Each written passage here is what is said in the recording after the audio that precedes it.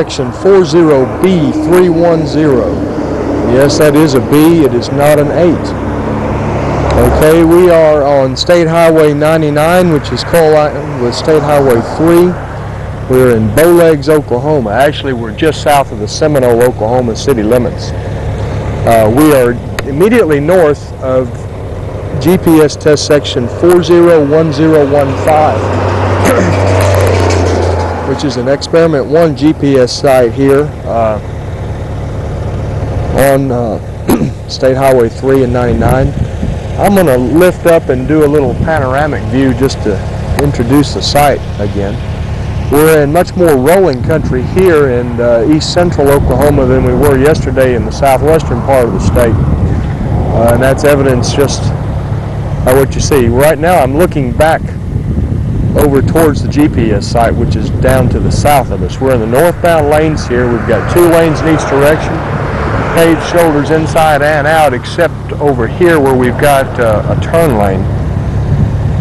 This first test section is going to be the overlay one, as usual. It's a recommended sequence. We're using the GPS site as the control here, so we will not have a separate control section as we did yesterday. In other words, the 40 series is going to be missing. Okay, another thing that we have here today that we didn't yesterday is some distress to report.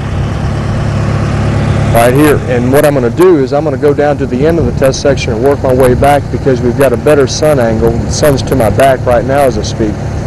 And you can see things a lot better. As you can tell, we're approaching solar noon right now. It's 12:56 Central Daylight Time. And I'll turn it off and go down there and pick it up and come back this way.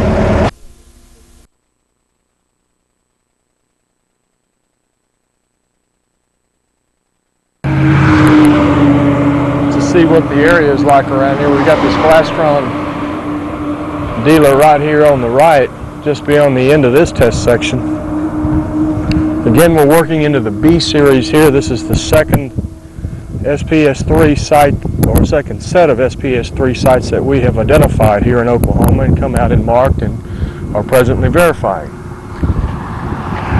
Okay, I've already described the rolling country. On up ahead you see the water towers. That is getting into the city of Seminole. Going around. This rolling terrain will make it difficult to judge the cut and fill. We are in a slight fill in this area, or that's what I'm going to report it as. Okay, we're at the end of the test section. I'm going to work my way up so we can get a better view of the cracking through here. We don't have any cracking from around station 4+20 on down to the end of the test section, but as you can see right on up ahead we have what I'm referring to. I'm going to stop so I can show the entire thing. Zoom in on a little bit. What I'm calling this is moderate severity longitudinal cracking, even though it flares out sort of diagonally here at the end of it.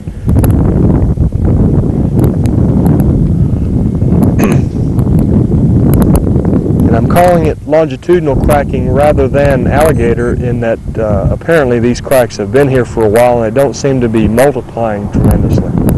This is in the wheel path.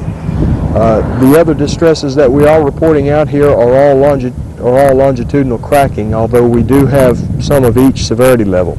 Predominantly though, and we had over 200 linear feet of this, we have what I'm referring to as moderate severity.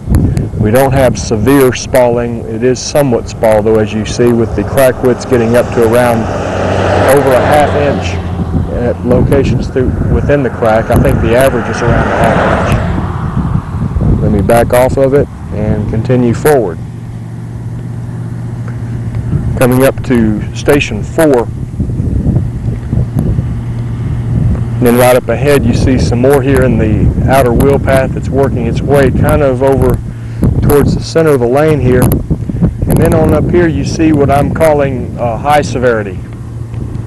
See, it's much more severely spalled at the crack where it's opened up, and I'm going to go ahead and turn the tape off and drop my carpenter rule down to give you an indication of just how wide that crack is. On the side, so we don't have so much reflection off the ruler, we've got the sun coming right down right at its highest angle of the day.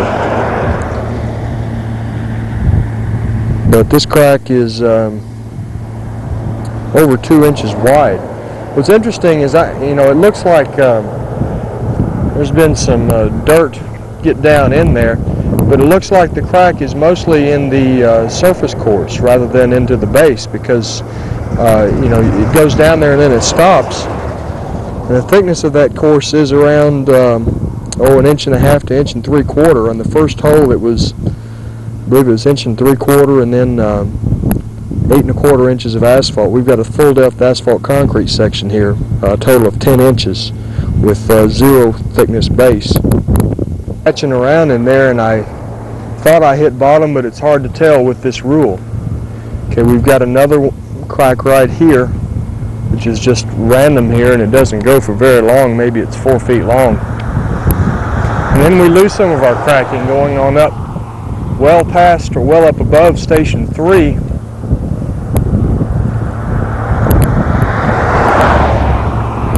This angle of light, it's very difficult to see a lot of the cracks when you're working with the sun at your back.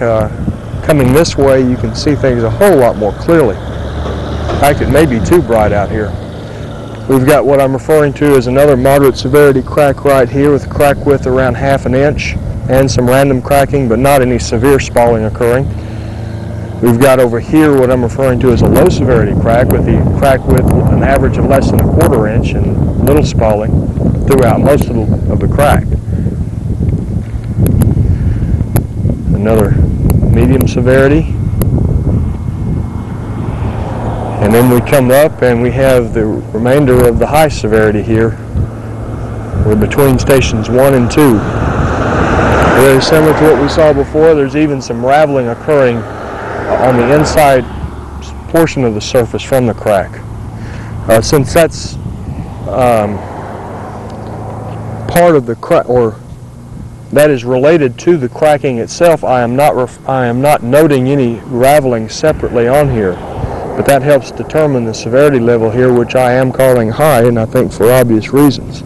Let me set that Carpenter ruler down again just to indicate, show some scale here.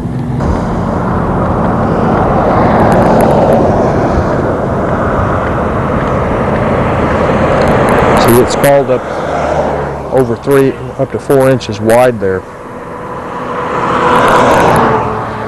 And again, it's been filled with local topsoil, which is a sandy clay from, I guess, the surrounding area.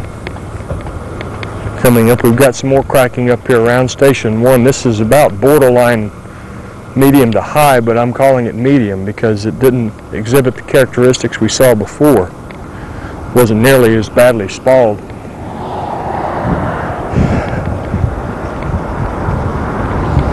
Some more medium severity from here all the way up to the beginning of the test section.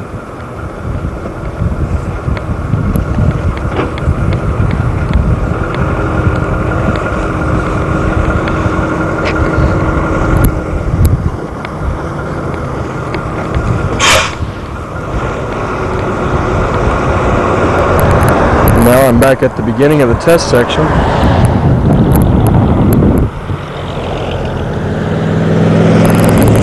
And this will end the video for test section 40B310, which will be the thin overlay section of the SPS3 study here on State Highway 99 in the north.